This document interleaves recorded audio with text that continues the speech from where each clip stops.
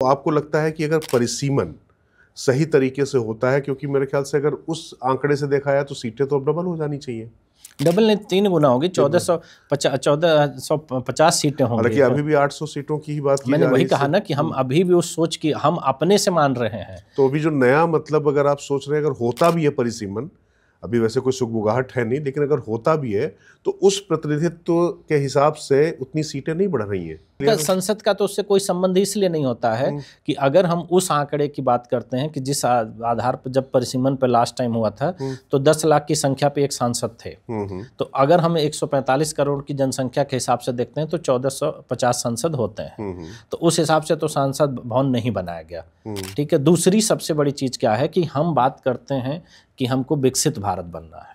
ठीक है। इसकी 47 में हम विकसित भारत बनेंगे, लेकिन हम विकसित भारत बनने के दिशा में काम क्या कर रहे हैं?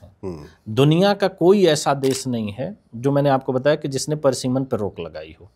दूसरी चीज, जो दुनिया में सबसे ज्यादा संख्या पर सांसदों की संख्या, जनसंख्या पर सांसदों की संख्या है, वो यूएस की है। अमेरिका में 6 लाख की संख्या पे एक सांसद होते हैं। और अगर हम वो चीज यूरोप में आ जाते हैं तो यूरोप के सारे देश 1.5 लाख की संख्या पे एक सांसद अपना रखे हुए हैं। तो हम विकसित बनने की जब अगर बात करते हैं तो उनसे कुछ तो सीख लेंगे।